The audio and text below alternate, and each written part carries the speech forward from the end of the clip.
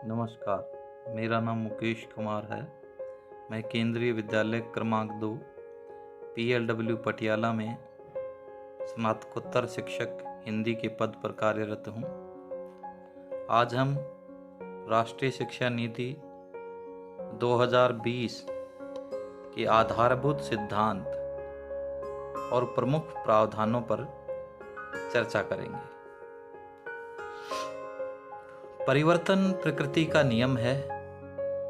वर्तमान परिप्रेक्ष्य में बदलती हुई परिस्थितियों और 21वीं शताब्दी की चुनौतियों का सामना करने और तकनीक से सराबोर इस युग में भारतीय समाज में बच्चों के शैक्षिक कौशल के विकास के लिए भारत सरकार ने राष्ट्रीय शिक्षा नीति 2020 29 जुलाई 2020 को लागू की। ये शिक्षा नीति हमारी शिक्षा व्यवस्था में आमूलचूल परिवर्तन लाने के लिए है। राष्ट्रीय शिक्षा नीति बच्चों की समझ को विकसित करने, उनके आलोचनात्मक चिंतन का विकास करने के लिए एक आधारभूत ढांचे का काम करेगी। जब हम राष्ट्रीय शिक्षा नीति की पृष्ठभूमि की बात करते हैं तो शिक्षा व्यवस्था में सुधार हेतु भारत सरकार ने पहली शिक्षा नीति सन 1968 में बनाई। यही शिक्षा नीति के बाद दूसरी शिक्षा नीति 1986 में लागू की गई, परंतु 2020 में आई राष्ट्रीय शिक्षा नीति और पहले की शिक्षा नीति में एक मूलभूत अंतर यह है कि 1968 और 1986 की शिक्षा नीति जहां शिक्षा की पहुंच को देश के समग्र नागरिकों तक पहुंच सुनिश्चित करने के लिए बनाई गई थी, राष्ट्रीय शिक्षा नीति 2020 में शिक्षा देश के सभी नागरिकों तक तो सुलभ होगी ही, परंतु इसके साथ साथ ही गुणवत्तापूर्ण शिक्षा समाज के सभी वर्गों तक सुलभ कराना इस राष्ट्रीय शिक्षा नीति का प्रमुख उद्देश्य है। राष्ट्रीय शिक्षा नीति के आधारभूत सिद्धांत। राष्ट्रीय शिक्षा नीति का पहला सिद्धांत है समता एवं समेकन। राष्ट्रीय शिक्षा नीति 2020 में प्रावधान किया गया है कि समाज के सभी वर्गों, चाहे वे सामाजिक, आर्थिक या भौगोलिक रूप से पिछड़े हों, समाज के सभी वर्गों तक गुणवत्तापूर्ण शिक्षा की पहुंच सुलभ करवाई जाए। समाज के सभी वर्गों तक गुणवत्तापूर्ण शिक्षा का समावेश हो, जिनमें शारीरिक तौर पर चुनौतीपूर्ण विद्यार्थियों के लिए भी गुणवत्तापूर्ण शिक्षा का प्रावधान है। इसका दूसरा आधारभूत सिद्धांत है सामुदायिक सहभागिता। राष्ट्रीय शिक्षा नीति 2020 शिक्षा को विद्यालय की चार दीवारी तक सीमित न रख के इसमें समाज की सक्रिय सहभागिता को भी रेखांकित करती है।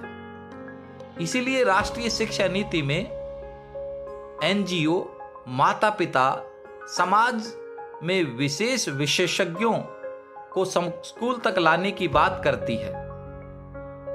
राष्ट्रीय शिक्षा नीति का तीसरा आधारभूत सिद्धांत है तकनीक का प्रयोग। 21वीं शताब्दी तकनीक का युग है। आज मशीन लर्निंग, आर्टिफिशियल इंटेलिजेंस जैसे नए क्षेत्र उभर रहे हैं, तो भारत के बच्चों को भी इस बदलती हुई तकनीकी युग में पारंगत करने के लिए शिक्षा में तकनीक का अधिक से अधिक प्रयोग राष्ट्रीय शिक्षा नीति मांग करती है, जिसमें न केवल इंटरनेट आधारित शिक्षा बल्कि रेडियो, दूरदर्शन के माध्यम से भी शिक्षा देने का प्रावधान किया गया है, जिसमें भारत सरकार का शिक्षा मंत्रालय विभिन्न टेलीविजन चैनलों जैसे मूक आदि के माध्यम से शिक्षा देने की बात करता है। राष्ट्रीय शिक्षा नीति का चौथा आधारभूत सिद्धांत है अवधारणात्मक समझ विकसित करना।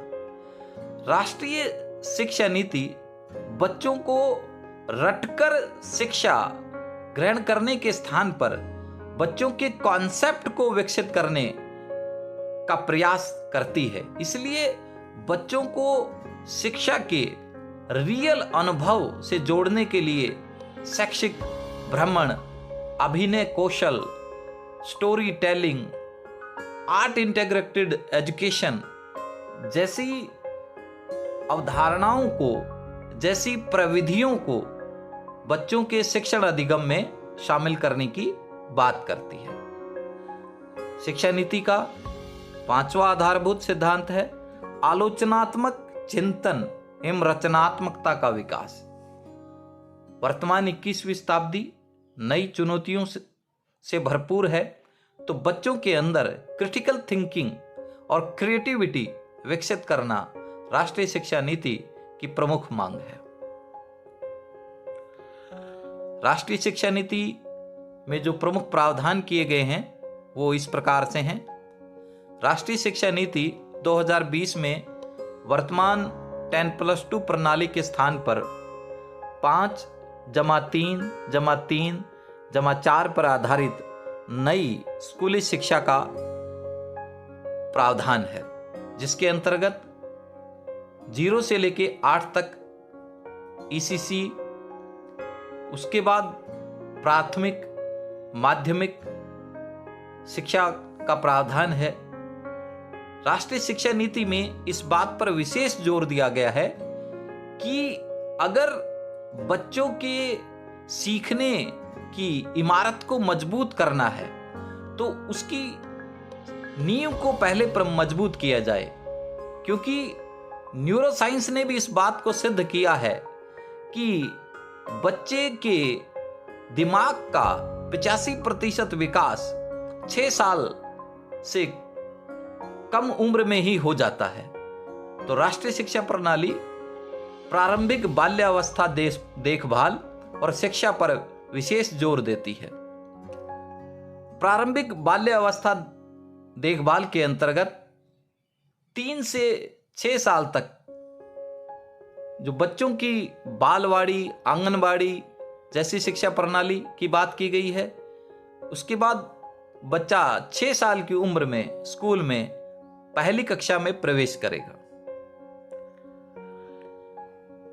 तीसरा जो प्रमुख प्रावधान है वो है सार्वभौमिक साक्षरता एवं संख्या ज्ञान।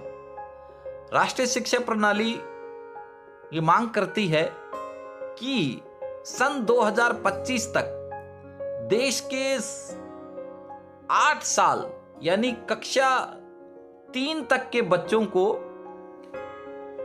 सार्वभौमिक साक्षरता और साक्षरता ज्ञान उपलब्ध कराए। इसके लिए निपुण भारत अभियान जोर शोर से चलाया जा रहा है। चौथा प्रमुख प्रावधान है शैक्षिक और गैर शैक्षिक गतिविधियों के बीच विभेदन की समाप्ति। राष्ट्रीय शिक्षा प्रणाली हमारी शिक्षा व्यवस्था को लचीला बनाती है। इसमें करिकुलर और को करिकुलर गतिविधियों के बीच के अंतर को समाप्त किया गया है। अब खेल, कला, संगीत, नृत्य और प्रमुख शिक्षण विषयों के बीच किसी प्रकार के कोई भेदभाव की बात नहीं है। ये समेकित रूप से पढ़ाए जाएंगे। पांचवा प्रमुख प्रावधान राष्ट्रीय शिक्षा नीति का है बहुभाषावाद और भाषा की शक्ति।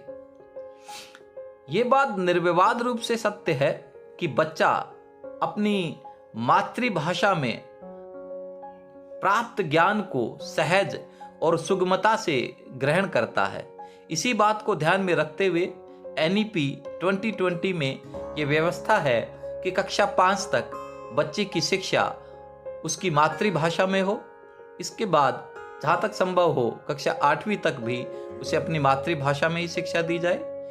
इसके साथ ही साथ NEP 2020 इस बात की मांग भी करती है कि बच्चों को जितनी अधिक भाषाएं सिखाई जाएं, उसे सीखने के अवसर दिए जाएं, क्योंकि भाषा न केवल अभिव्यक्ति का माध्यम है, भाषा के माध्यम से बच्चों को अपनी समृद्ध सांस्कृतिक परंपराओं, विविध संस्कृति के भी ज्ञान की प्राप्ति होती है। अतः भारतीय संविधान में निहित 22 भाषाओं के ज्ञान की बात शिक्षा प्रणाली करती है। छठा प्रमुख प्रावधान है होलिस्टिक रिपोर्ट कार्ड। अब 360 डिग्री रिपोर्ट कार्ड की बात की गई है, जिसमें बच्चों को केवल उनके एकेडमिक रिकॉर्ड के लिए मार्क्स या ग्रेड ही नहीं दिए जाएंगे, बल्कि बच्चे की समग्रता से उसका मूल्यांकन किया जाएगा, जिसमें बच्चे द्वारा स्वयं मूल्यांकन, बच्चे के साथियों द्वारा मूल्यांकन, शिक्षक द्वारा मूल्यांकन और पेरेंट्स को भी, यानी बच्चे के माता पिता को भी बच्चे के समग्र विकास की संपूर्ण जानकारी प्राप्त होगी, ताकि आगे के लिए बच्चे को किस प्रकार के शिक्षा की आवश्यकता है, उसे किस प्रकार की ज्ञान की आवश्यकता है, उसके शारीरिक मानसिक विकास सही दिशा में किस प्रकार से किया जा सके, उसका एक खाका तैयार किया जा सके। राष्ट्रीय शिक्षा प्रणाली में इन्हीं प्रमुख प्रावधानों की बात की गई है। धन्यवाद।